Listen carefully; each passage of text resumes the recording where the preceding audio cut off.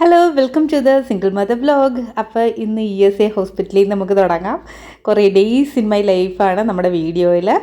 ഇത് സാത്തിക്കുഞ്ഞിന് കൗൺസിലിങ്ങും ഫോളോ അപ്പും ഒക്കെ ഉണ്ടായിരുന്നു കേട്ടോ. അപ്പോൾ ഇതൊരു സാറ്റർഡേ ആണ്. ഞങ്ങളിങ്ങനെ കൗൺസിലിംഗ് ഒക്കെ കഴിഞ്ഞു, കുറേ സംസാരിച്ചു. നല്ല രസമാണ് കേട്ടോ, നമുക്കും കുറേയൊക്കെ നോളേജൊക്കെ കിട്ടും. അപ്പോൾ അത് കഴിഞ്ഞിട്ട് ഞങ്ങൾ നേരെ RP മാളിലോട്ട് പോയി. ഇതാണ് ഞങ്ങളുടെ ഫേവറേറ്റ് മാസ്റ്റർ പീസ് ഗെയിം. ഈ ഒരു ഗെയിമിൽ ഇതാണ്ട് ഈ ഒരു മാസ്കിൽ അത് സാത്തി നേടിയെടുക്കുന്നതാണ്. സാത്തി 2 മാസ്കൊക്കെ ഈ കളി കളിച്ച് എടുത്തിട്ടുണ്ട്. എനിക്കൊന്ന് 3 അറ്റംപ്റ്റ് നമുക്ക് കിട്ടത്തുള്ളൂ. 100 രൂപയാണ് ചാർജ്. പിന്നെ 300 രൂപയ്ക്ക് നമുക്ക് ചാർജ് ചെയ്യുവാണെങ്കിൽ ഇതേ കണക്കത്തെ 4-5 ഗെയിമും കൂടെ നമുക്ക് കളിക്കാം. പക്ഷേ ഇതിനകത്ത് 2 ചാൻസസേ ഉള്ളൂ ഈ ഒരു ഗെയിമിനകത്ത്. അന്നേരം സാത്തിക്ക് ഇത് മതി, എനിക്കും ഇത് കളിച്ചാൽ മതി. ഫസ്റ്റ് ഗെയിമിൽ ഞാൻ കേട്ടോ കളിച്ചത്, എന്നിട്ട് അന്തസ്സായിട്ട് പൊട്ടിയിട്ട് വന്ന്. സെക്കൻഡ് ഗെയിമിൽ അതുകൊണ്ട് സാത്തിയാണ് ഇത് ചെയ്തത്. അവൾക്ക് എപ്പോഴും പോയാലും അവൾക്ക് എന്തെങ്കിലുമൊക്കെ ഗിഫ്റ്റ് കിട്ടും. അത് ശരിക്കും ഭയങ്കര മോട്ടിവേഷൻ ആട്ടോ. ഇങ്ങനെ കളിച്ച് എന്തെങ്കിലും ഗിഫ്റ്റ് നേടുക എന്ന് പറയുമ്പോൾ അത് പ്രത്യേക ഒരു ഫീലാണ്. ആദ്യമൊക്കെ ഞാൻ സമ്മതിക്കത്തില്ലായിരുന്നു നമുക്ക് പൈസ കൊടുത്ത് ഇങ്ങനെ കളിക്കണമെന്ന്. പിന്നെ ഞാൻ നോക്കിയപ്പോൾ ശരിയാണ്, കൊച്ചിൻ്റെ ഒരു മോട്ടിവേഷൻ ലെവൽ, എൻ്റെ ഒരു ക്യൂരിയോസിറ്റി ഒക്കെ കൂടുന്നുണ്ട്. അങ്ങനെ ഞങ്ങൾ 2 മാസ്ക് ഇട്ടിട്ടുണ്ട്. ഒന്ന് സ്പൈഡർമാനും മറ്റേത് എന്ത് മാസ്കാണെന്ന് എനിക്കറിയത്തില്ല കേട്ടോ. അപ്പോൾ ഞങ്ങൾ 2 മാസ്ക് ഒക്കെ ധരിച്ച് കുറേ ഫോട്ടോ ഒക്കെ എടുത്തിട്ട് നല്ല രസമാണ്. എന്നിട്ട് ചുമ്മാ RP മോളിൽ കിടന്ന് കറങ്ങും കേട്ടോ. അങ്ങനെയാണ് ഞങ്ങളുടെ സാറ്റർഡേയ്സ് ഒക്കെ ഇങ്ങനെ ഞങ്ങൾ ESA ഹോസ്പിറ്റലിൽ പോകുന്ന ഒരു സമയത്ത് സ്പെൻഡ് ചെയ്യുന്നത്. പിന്നെ ഇപ്പം അവിടെ കൊട്ടിയത്ത് ഹൈപ്പർ മാർക്കറ്റ് വന്നുകൊണ്ട്, പക്ഷേ ഇവിടുത്തെ ഗെയിം സിസ്റ്റം ഒന്നും അവിടെ ആയിട്ടില്ലല്ലോ. ബാക്കി ഹൈപ്പർ മാർക്കറ്റിൽ ചെന്ന് പിള്ളേർക്ക് എന്താണ്, ഇത് ഞങ്ങൾ അവിടുത്തെ ഇതൊരു സ്പോട്ടാണ് കേട്ടോ. ഇത് അവിടെ ഒരു സൈഡ് ഇങ്ങനെ ബട്ടർഫ്ലൈ സ്പോട്ട് ഉണ്ടായിരുന്നു. പക്ഷെ എനിക്ക് നല്ലോണം ഫോട്ടോ ഒക്കെ എടുക്കണമെന്നുണ്ടായിരുന്നു. സാത്തിക്കുഞ്ഞിനെ നന്നായിട്ട് അങ്ങോട്ട് എടുത്തു തരാൻ കൊച്ചിനും ഒരു വാക്കില്ല, എനിക്കും ഇല്ല. പിന്നെ ഞങ്ങൾ കറങ്ങി കാല് കഴിച്ചപ്പോൾ നേണ്ട ഈ ഒരു റെസ്റ്റോറൻറ്റിൽ കയറിയിരുന്നു. ഇവിടുന്ന് ഫുഡൊന്നും കഴിച്ചില്ല, പക്ഷെ നല്ല രസമുണ്ട് കേട്ടോ. ഇതിൻ്റെ മണ്ടയിലുണ്ട് ഒരു കൊട്ടയ്ക്കകത്ത് ലൈറ്റ്, അതായത് നമ്മുടെ പണ്ടത്തെ കൊട്ടയില്ലേ, ആ കൊട്ടയ്ക്കകത്ത് പെയിൻ്റ് അടിച്ച് ലൈറ്റ് ഇട്ടപ്പം ഭയങ്കര സെറ്റപ്പ് തന്നെ, കാണാൻ തന്നെ നല്ലൊരു ലുക്കായിരുന്നു കേട്ടോ. അന്നേരം ഞങ്ങളിങ്ങനെ ഭംഗികളൊക്കെ ഇങ്ങനെ ആസ്വദിച്ച്, പിന്നെ അവിടെ ക്രിസ്മസ് ഒക്കെ കഴിഞ്ഞു എന്ന് പറഞ്ഞാലും അവിടുത്തെ ഡെക്കറേഷൻസും കാര്യങ്ങളും ഒന്നും കഴിഞ്ഞിട്ടില്ല. അപ്പോൾ ഞങ്ങൾ കുറച്ച് ഫോട്ടോസും കൂടെ എടുത്ത് അപ്പോൾ അവിടെ ഫോട്ടോ എടുക്കുക, കറങ്ങി നടക്കാം. അന്നേരം നമ്മുടെ ഈസി ബൈ കണ്ണിൽ പെട്ടത്. ഈസി ബൈ എന്നാണ് കേട്ടോ ഞാൻ മിക്കവാറും സാത്തിയുടെ ഡ്രസ്സുകളൊക്കെ എടുക്കുന്നത്. ഇവിടെ അത്യാവശ്യം ഇവിടെ ഒരു ഓഫർ ഉണ്ടായിരുന്നു, 99. എനിക്കൊരു ലെഗിങ്സ് എടുത്ത് 99 റുപ്പീസിന്. അതുപോലെ സാത്തിക്ക് 200 എനിക്ക് തോന്നുന്നു 159 169 അത്രയ്ക്ക് ടീഷർട്ട്. അന്നേരം ഞാൻ വേറൊരു ഷോപ്പിൽ നിന്നും ഇപ്പം കുറച്ച് നാളായിട്ട് എടുക്കുന്നില്ല. കാരണം ബാക്കിയുള്ള ഷോപ്പിലെങ്കിലും നല്ല വിലയുമാണ്, അതുപോലെ തന്നെ ഇത്രയും ക്വാളിറ്റി ആയിട്ടുള്ളൊരു സാധനവും കിട്ടുന്നതാണെങ്കിൽ എനിക്ക് ഫീൽ ചെയ്യില്ല. നിങ്ങൾക്ക് അറിയാവുന്ന കൊല്ലത്ത് വേറെ റീസണബിൾ ആയിട്ടുള്ള കടയുണ്ടെങ്കിൽ എന്തായാലും കമൻറ്റ് ചെയ്യുക കേട്ടോ. അങ്ങനെ അവിടെ ചെന്നപ്പോഴും നമ്മളെ പതിവ് ഇത് ചുറ്റിയടിക്കുക, അത് കാണുക ഇത് കാണുക.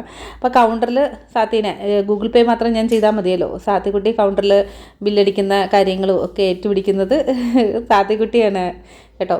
പക്ഷേ എനിക്ക് തോന്നുന്നു ഇപ്പോൾ സിംഗിൾ മദറൊക്കെ ആണെങ്കിൽ അവർ കൂടുതൽ റെസ്പോൺസിബിളാവും നമ്മുടെ പിള്ളേർ. ഇത് സാത്തിക്കുട്ടിയുടെ ജീൻസ് കേട്ടോ. ജീൻസ് ഓഫറിലായിരുന്നു, 99 രൂപയുള്ള ആ ജീൻസിന്. ഇത് 169.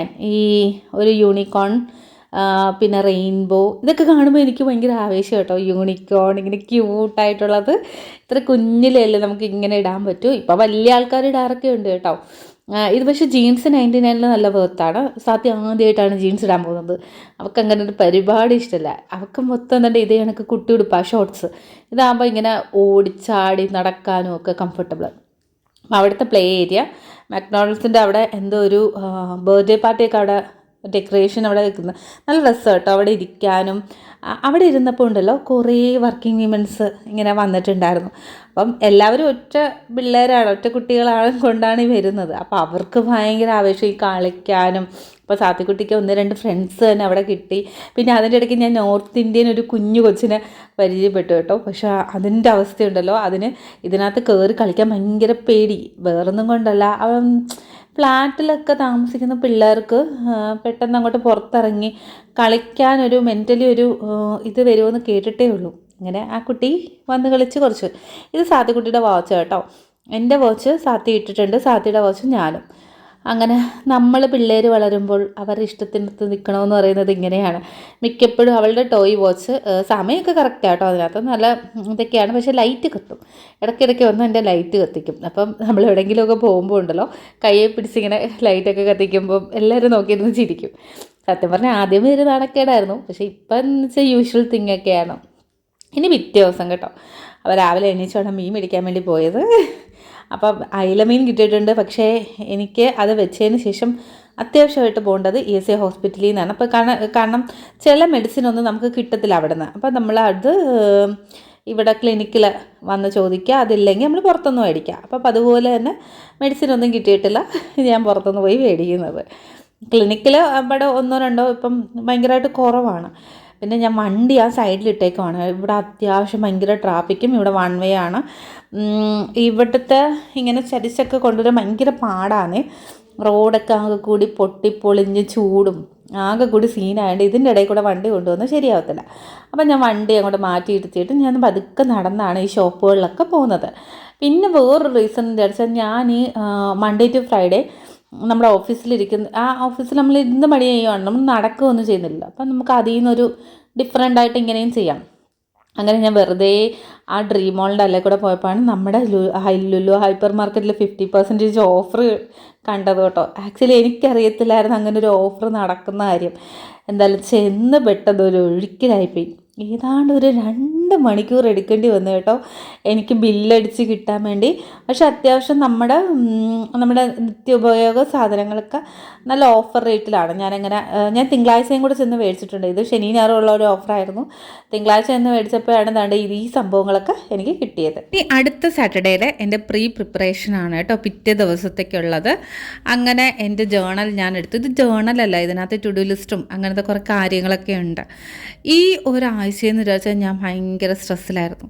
എന്താ കാര്യമെന്ന് വെച്ചാൽ എനിക്കറിയത്തില്ല.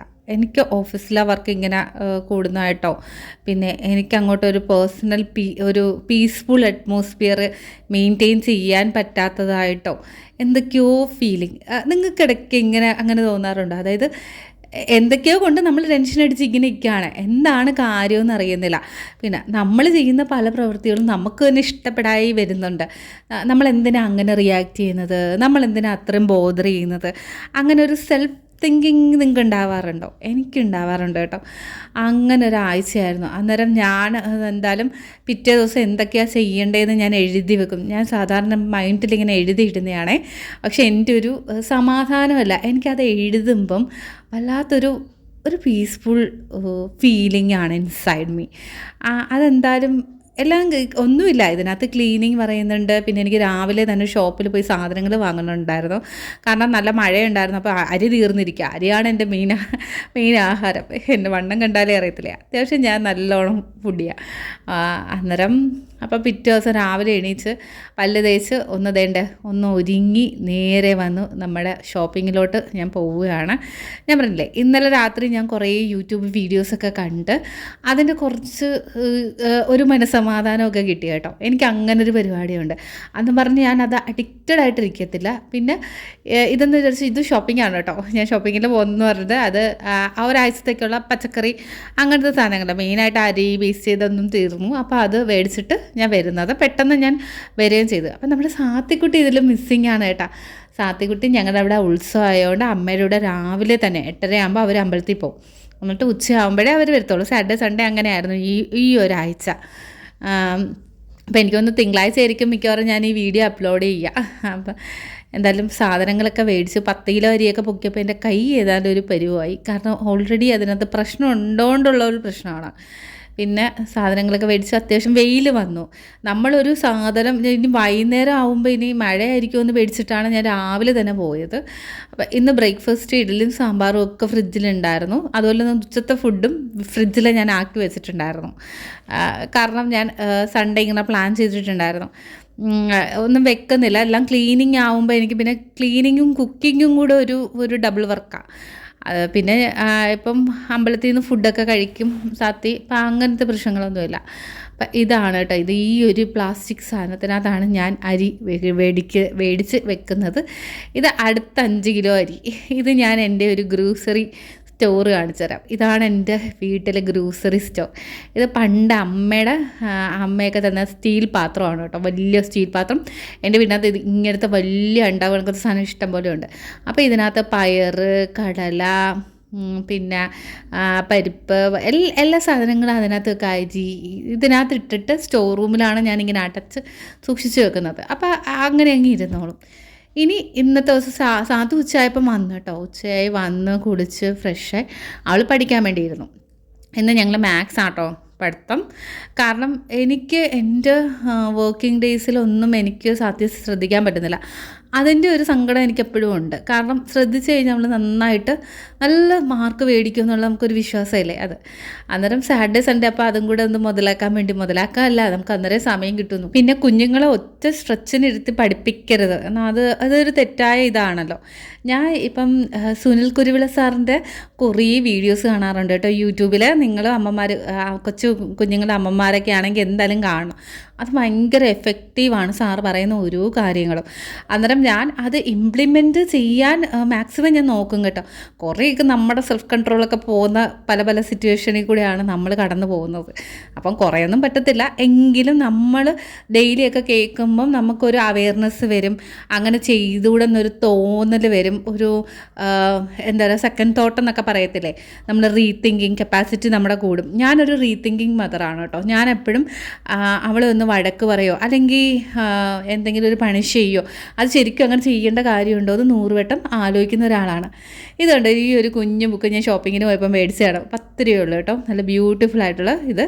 അതേപോലെ ഇത് രണ്ടും എന്തിനാന്ന് വിചാരിച്ചാൽ, ഇന്നലെ ഞാൻ പറഞ്ഞില്ലേ എൻ്റെ മനസ്സ് ഒരുപാട് ഡിസ്റ്റർബ് ആയിരുന്ന സമയത്ത് ഞാൻ കുറേ പോസിറ്റീവ് വേർഡ്സും പിന്നെ കുറേ ഡിസിഷൻ മേക്കിംഗ് ഇങ്ങനെയൊക്കെ ചെയ്യാം. നമുക്ക് ചില കാര്യങ്ങൾ നമ്മളിപ്പോൾ ഒരു പ്രശ്നത്തിൽ അകപ്പെടുന്നു, നമ്മളെ ഉപദേശിച്ച് ഇങ്ങനെ വേണം അങ്ങനെ വേണമെന്ന് ഉപദേശിച്ച് തരാൻ വേണ്ടി നമുക്ക് പ്രത്യേകിച്ച് ആരുമില്ല, അല്ലെങ്കിൽ നമുക്കങ്ങനെ അഡ്വൈസബിളായിട്ട് ഇത് ചെയ്യാൻ വേണ്ടി ആരും ഇല്ലെങ്കിൽ യൂട്യൂബ് വീഡിയോസൊക്കെ കണ്ട് അവർ പറയുന്ന കുറേ അഡ്വൈസസും സജഷൻസും നമുക്ക് ഓക്കെ ആണെന്ന് തോന്നത്തില്ലേ, അതൊക്കെ ഒന്ന് എഴുതിയെടുത്ത് ഞാൻ എന്നിട്ട് അത് റീറൈറ്റ് ഇതിനകത്ത് ഞാൻ ചെയ്തു വെച്ച് ഇടയ്ക്കിടയ്ക്ക് എനിക്ക് അതൊക്കെ ഓർക്കണം. ഇതൊക്കെ ഓർത്ത് ഇതൊക്കെ അറിഞ്ഞിട്ട് വേണം നമ്മൾ ഓരോന്നും ചെയ്യാനും പറയാനും എന്നൊക്കെ ഉള്ളൊരു തോട്ട്. മൊത്തത്തിൽ എന്താണെന്ന് വെച്ചാൽ ഇപ്പോൾ നമ്മുടെ ഒരു ബിഹേവിയറിൽ, ഇപ്പോൾ എൻ്റെ ഒരു ബിഹേവിയറിൽ അല്ലെങ്കിൽ എൻ്റെ ഒരു പെരുമാറ്റത്തിൽ എന്തെങ്കിലും ഒരു മിസ്റ്റേക്ക് ഉണ്ടെന്ന് നമുക്ക് തന്നെ അങ്ങ് തോന്നുകയാണ്. അപ്പോൾ നമ്മളത് മാറ്റാൻ വേണ്ടി മാക്സിമം ശ്രമിക്കണം. അതിനാണ് ഈ സെൽഫ് ഇമ്പ്രൂവ്മെൻ്റ് എന്ന് പറയുന്നതെന്ന് എനിക്ക് തോന്നുന്നു. കാരണം അല്ലാണ്ട് ഇപ്പോൾ ജോലിയിൽ കുറച്ച് പ്രൊഡക്റ്റീവായിട്ട് ചെയ്തിട്ടോ, അത് വീട്ടിലെ എല്ലാ കാര്യങ്ങളും ഓടി നടന്ന് ഇത്ര മണിക്കൂറിനുള്ളിൽ, ചിലവർ വീഡിയോസൊക്കെ കണ്ടിട്ടില്ലേ 8 മണിക്കൂറിനുള്ളിൽ ഞങ്ങളുടെ വീട്ടിലെ പണിയൊക്കെ കഴിഞ്ഞ് ഞങ്ങൾ ഫ്രീ ആയിരുന്നു. എന്നെ കൊണ്ടൊന്നും അങ്ങനെയൊന്നും പറ്റത്തില്ല കേട്ടോ. അപ്പം അത് അങ്ങനെ മാത്രമല്ല നമ്മളെ പ്രൊഡക്റ്റീവ്, അതും പ്രൊഡക്റ്റീവ് സൈഡൊക്കെ തന്നെയാണ്. എങ്കിലും നമ്മുടെ ഒരു ഇമ്പ്രൂവ്മെൻറ്റ്, സെൽഫ് ഡെവലപ്മെൻ്റ് എന്ന് വിചാരിച്ചാൽ നമ്മുടെ ഉള്ളിലുള്ള ഒരു ക്യാരക്ടർ അതിനെ ഒന്നൊരു ഇത് ചെയ്യുക എന്നുള്ളത്. അപ്പോൾ എൻ്റെ ഡയറി റൈറ്റിംഗ് ഞാൻ തിരികെ കൊണ്ടുവരാൻ തീരുമാനിച്ചു. അപ്പോൾ പഴയ ഒരു KSFBയുടെ ഒരു ഡയറി കേട്ടോ എനിക്ക് കിട്ടിയത്. അന്നേരം 2025 സ്റ്റിക്കർ. എനിക്ക് ഈ സ്റ്റിക്കർ കളക്ഷൻ എൻ്റെ ഒരു ഹോബിയാണ്, പരസ്യമായ ഒരു രഹസ്യമാണ് കേട്ടോ. എനിക്ക് ഇത് പിന്നെ ക്യൂട്ടായിട്ടുള്ള സാധനങ്ങൾ അതിൻ്റെയൊക്കെ കളക്ഷൻ ഇപ്പോഴും ഉണ്ട്. അപ്പോൾ ഈ ഏജിൽ അതൊക്കെ പറ്റുമോയെന്ന് ചോദിച്ചാൽ നമുക്ക് ഇഷ്ടമുള്ള കാര്യങ്ങൾ ഏത് ഏജിലും പറ്റുമെന്നാണ് എൻ്റെ ഒരു അഭിപ്രായം. അത് ബാക്കിയുള്ളവർ ഇന്ന ഏജിൽ ഇന്ന കാര്യങ്ങൾ മാത്രമേ ചെയ്യൂ, അങ്ങനെ ഇല്ല സത്യത്തിൽ. നമ്മൾ ചിലവരെ കണ്ടിട്ടില്ലേ, വയസ്സ് ഭയങ്കര കുഞ്ഞായിരിക്കും, പക്ഷേ സംസാരവും പ്രവൃത്തിയും കളവന്മാരെ കണക്കായിരിക്കും, അല്ലെങ്കിൽ കളവികളെ കണക്കായിരിക്കും. ചില കുഞ്ഞുങ്ങളെന്ന് വെച്ചാൽ ഭയങ്കര ഏജൊക്കെ കാണും, പക്ഷെ അവർ സ്റ്റിൽ യങ്സ്റ്റേഴ്സിനെ പോലെയാണ് പെരുമാറുന്നത്. അന്നേരം എൻ്റെ ഒരു വേവ് ലെങ്ത് എന്ന് വിചാരിച്ച ഒരു 24-25 ആ ഒരു റേഞ്ച് തന്നെയാണ്. ഞാൻ പണ്ട് ഇതേ കണക്ക് കുറേ സ്റ്റിക്കർ കളക്ഷൻസ്, അതിൽ ഡയറി ഡെക്കറേഷൻസും ക്രാഫ്റ്റും. അപ്പോൾ ഈയിടെ ഞാൻ കുറേ യൂട്യൂബേഴ്സിനെ കണ്ടു കേട്ടോ. അതായത് 24 അത്രയൊക്കെ വയസ്സായിട്ടുള്ളൂ, കോളേജിലൊക്കെ കഴിഞ്ഞ്. അപ്പോൾ അവരെന്താ ചെയ്യണേന്ന് വിചാരിച്ചാൽ അവരിതൊക്കെ വെച്ചിട്ട് സെൽഫായിട്ട് ബിസിനസ് സ്റ്റാർട്ട് ചെയ്ത് ഇങ്ങനെ ഓരോന്നും ഉണ്ടാക്കി കൊടുത്ത് പൈസ ഉണ്ടാക്കുകയാണ്. അന്നേരം അതൊക്കെ കാണുമ്പോൾ ഉണ്ടല്ലോ ബി പ്രൗഡ്. എന്ന് വെച്ചാൽ പുതിയ ജനറേഷനിലെ കുട്ടികളൊക്കെ ഒന്നും ചെയ്യുന്നില്ല, അവർക്കൊന്നും അറിയത്തില്ല, അവർ ഭയങ്കര ഇങ്ങനെയാണ് എന്നൊക്കെ ഒരു സൈഡ് പറയുമ്പം മറ്റൊരു സൈഡിൽ ഇങ്ങനെയും കുറേ കുട്ടികളുണ്ട്. അന്നേരം എൻ്റെ മനസ്സ് ഡിസ്റ്റർബായിട്ടിരിക്കുന്ന സമയത്ത് ഞാൻ കുറേ കാര്യങ്ങൾ ഇങ്ങനെ എഴുതി വെച്ച് അത് കുറേ ഫോളോ ചെയ്യാൻ നോക്കുന്നത് അത് ഏറ്റവും നല്ലൊരു കാര്യമായിരിക്കും. ചിലപ്പോൾ നമുക്ക് ബാക്കിയുള്ളവരടുത്ത് ഷെയർ ചെയ്യാൻ താല്പര്യം കാണത്തില്ല നമ്മുടെ പ്രശ്നങ്ങൾ. ചിലപ്പോൾ നമുക്കത് എങ്ങനെ എക്സ്പ്ലെയിൻ ചെയ്യണമെന്ന് അറിയത്തില്ലായിരിക്കും ബാക്കിയുള്ളവരോട്. എങ്ങനെയാണ് സംഭവം ഉണ്ട്, പക്ഷേ എന്താണെന്ന് നമുക്ക് എക്സ്പ്ലെയിൻ ചെയ്യാൻ അറിയാത്ത അവസ്ഥ. അന്നേരമൊക്കെ നമ്മളെ ഹെൽപ്പ് ചെയ്യുന്നത് ഒരു ഡയറി റൈറ്റിംഗ് ആയിരിക്കും. പിന്നെ പ്രത്യേകിച്ച് ഒരു കാര്യം ശ്രദ്ധിക്കേണ്ട ഒരു കാര്യം, ഡയറിയിൽ എപ്പോഴും പോസിറ്റീവായിട്ട് മാത്രം എഴുതുക. അതായത് ഞാൻ പണ്ട് എൻ്റെ എല്ലാ എക്സ്പീരിയൻസും ഡയറിക്കകത്ത് എഴുതി വെക്കുമായിരുന്നു.